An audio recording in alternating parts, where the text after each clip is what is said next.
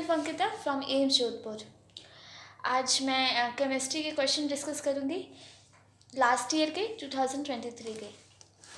तो पहला क्वेश्चन है, which of the following is not characteristics of केमिजॉर्प्शन।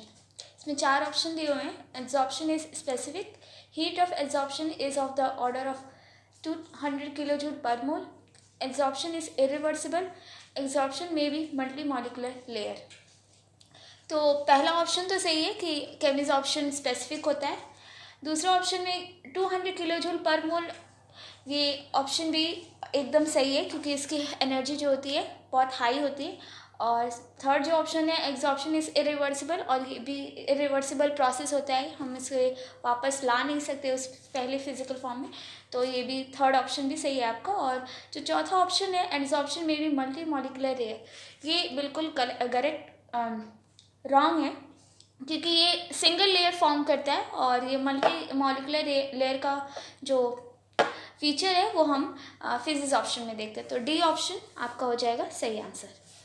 Now second question is the arrange the following elements from D block in increasing order of their melting point. तो आपने जैसे NCERT पढ़ा होगा तो NCERT में पूरा फॉर्मेट दिया हुआ है, तो उसके हिसाब से ऑप्शन जो बी है वो जाएगा, ऑप्शन बी है वो इसका सही आंसर होगा। बिकॉज जो मेल्टिंग पॉइंट होता है वो विथ इंक्रीजिंग एटॉमिक मास वो बढ़ता है, इन सम केसेस वो डिक्रीजेस होते हैं, पर यहाँ पे बिल्कुल सही दिया हुआ है। तो B option is the right answer. And the third question is correct order of metallic character. तो मेटालिक कैरेक्टर आप जानते हैं, जितना ज़्यादा वो इलेक्ट्रॉन डोनेट करेगा उसकी ज़्यादा उतनी ज़्यादा मेटालिक कैरेक्टर होगी। तो इसका जो सही आंसर जाएगा सी ऑप्शन। तो C option is the right answer. Potassium पहले आएगा क्योंकि वो सबसे फर्स्ट ए ग्रुप का मेंबर है, तो वो ज़्यादा अच्छे से इलेक्ट्रॉन डोनेट करेगा। तो C option is the right answer. Defect in which equal numbers of cations and anions are missing from their lattice points.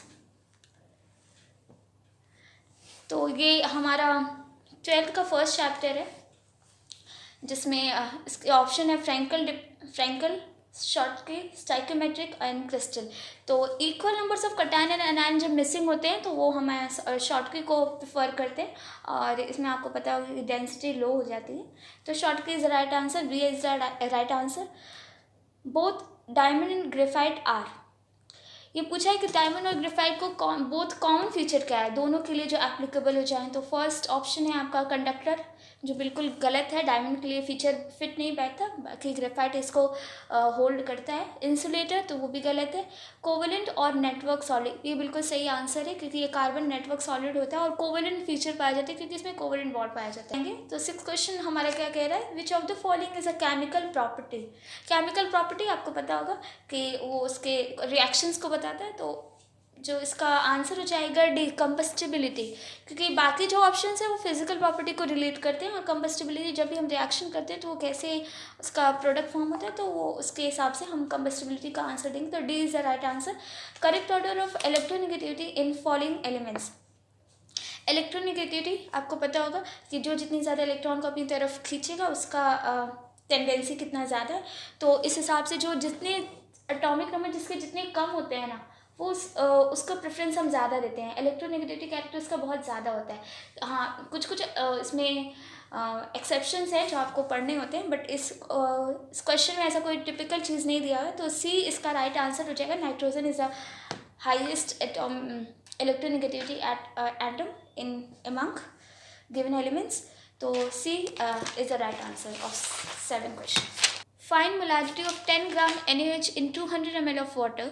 तो ये क्वेश्चन दे रहा है कि मोलैरिटी क्या है। सॉल्यूशन का क्वेश्चन है, चैप्टर 2 ऑफ केमिस्ट्री, और इसमें क्या है कि 10 ग्राम NaOH। तो आपको मोलैरिटी का फॉर्मूला पता होगा, number of moles upon volume of solution in litre.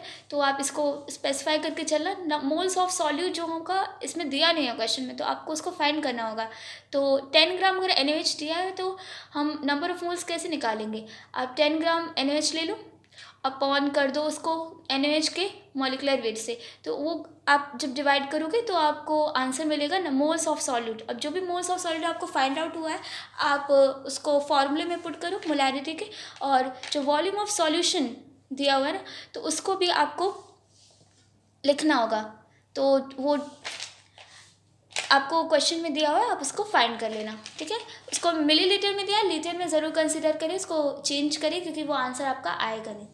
तो नेक्स्ट क्वेश्चन, इसका आंसर है बी, 1.25 मोलैरिटी, ठीक है। 8 का आंसर है B. Now move to the next question of 9, identify the name of following reaction.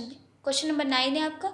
इसमें एक रिएक्शन दिया हुआ है जिसमें बेंजीन है और बेंजीन के साथ एक ग्रुप लगा है C डबल बॉन्ड OCl। इसमें जो आपको एक रिएक्टेंट दिया है और फिर एक प्रोडक्ट बनाया हुआ है। तो ये जो ऑयल क्लोराइड है वो चेंज हुआ है एल्डिहाइड में, तो इस हिसाब से ये रोजनमैन रिएक्शन को इंडिकेट कर रहा है। Now next question 10, which of the following is first artificial sweetener और एजेंट। तो फर्स्ट आर्टिफिशियल स्वीटनिंग एजेंट जो है आपका NCERT में एक लर्न क्वेश्चन होना चाहिए, saccharin is the first artificial sweetening agent. तो इसका आंसर सैक्रिन हो गया। Now next question, which what is the hybridization of Br in Br5 and BrF3। Br5 का आप हाइब्रिडाइजेशन निकाल लेना क्योंकि ये सिंगल बॉन्ड बनाएगा, ठीक है। Br के साथ 5 फ्लोरीन जुड़े होंगे और फिर नेक्स्ट वाले में BrF3, तो इसके साथ 3 फ्लोरीन जुड़ेंगे। इस हिसाब से इसका आंसर हो जाएगा sp3d2 and sp3d। Now next question 12, find the number of lone pair on central atom in BrF5 and SF4। तो ये लोन पेयर की बात कर रहे हैं कि कितने लोन पेयर मतलब कितने इलेक्ट्रॉन बच गए जो बॉन्ड नहीं है, जो बॉन्डेड नहीं है या बॉन्ड बना नहीं रहे हैं। Which type of reaction is TiCl4, which type of reaction is, question है TiCl4 plus Mg gives rise to Ti plus MgCl4। तो देखिए यहाँ पे Mg ने Ti को डिस्प्लेस कर दिया क्योंकि Mg ज़्यादा रिएक्टिव है टाइटेनियम से, तो वो उसको रिप्लेस कर देगा, इसलिए इसका डिस्प्लेसमेंट रिएक्शन हम कंसिडर करेंगे। तो इसका आंसर डिस्प्लेसमेंट रिएक्शन हो जाएगा। ये हमारा जो क्वेश्चन था ये यहीं पे फिनिश होता है।